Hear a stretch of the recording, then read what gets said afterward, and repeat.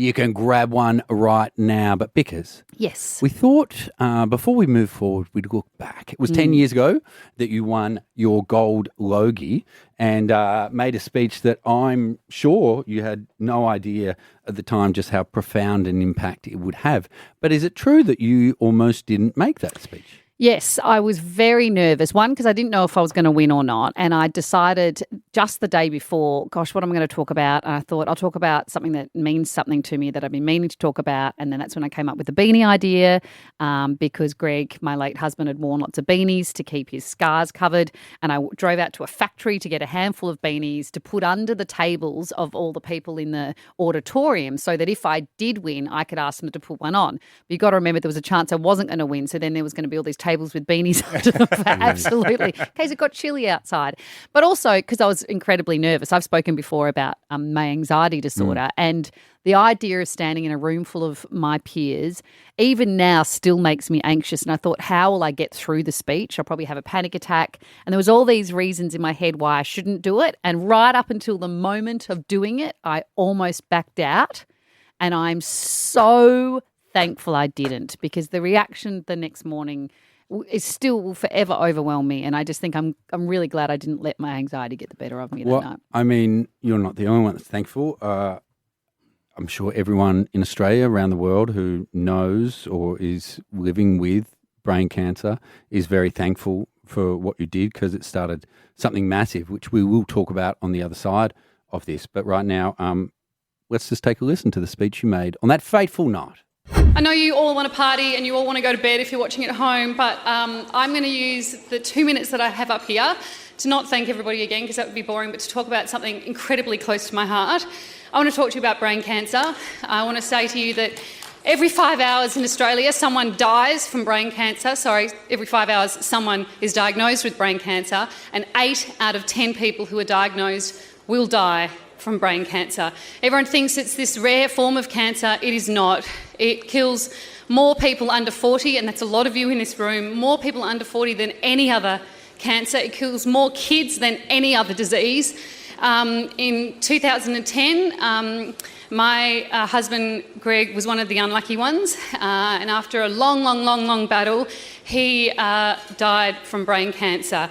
Over 10 years, I watched him suffer multiple seizures a day, lose feeling down one side of his body, have his little 3-year-old have to push him around in a wheelchair because he couldn't walk anymore. He was an incredibly brave man. He was a great dad. He was a great husband. He was a great brother, and he was a great friend. But he shouldn't have had to go through that, and no one should have to go through that. And that's why I want to raise awareness about it tonight. Throughout his cancer journey, he used to wear a lot of hats and he used to wear a lot of beanies. And that was because he felt embarrassed about his scars and his head. And I used to say to him, don't be embarrassed. Scars are really, really cool. And I said, and beanies are also really cool.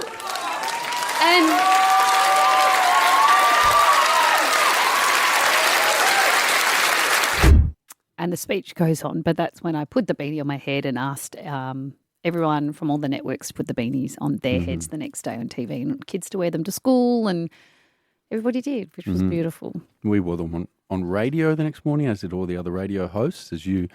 As you, having barely slept from the night, came into the various hotel rooms that the radio shows were broadcasting from. Did I come into your room and go on your... I don't remember that. It was such a blur the next day. It was such a blur.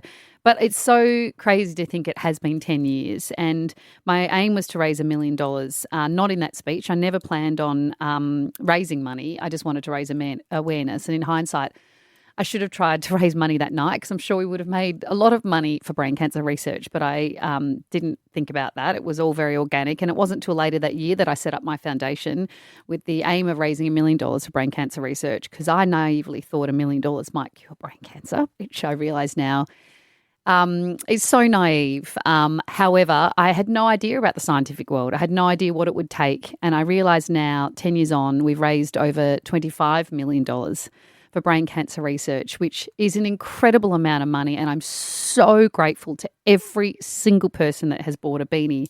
However, I realise now that is still a drop in the ocean. It is going to take hundreds of millions of dollars to find a cure for brain cancer. And The one positive thing that I can see, even though I did think probably by this time we would have found a cure, is that we've set up the Brain Cancer Centre. We've established that, and I never in a million years thought we'd have people in clinical trials and researchers sitting in there trying to find a cure thanks to beanies that we've sold.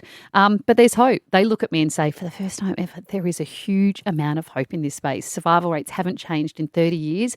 And finally, like, we're close to some really effective treatments, and those treatments can prolong people's lives. And in that period of time, people can get married and have babies and do all those things that, you know, we want to do with our lives. And so prolonging people's lives just sounds like a phrase.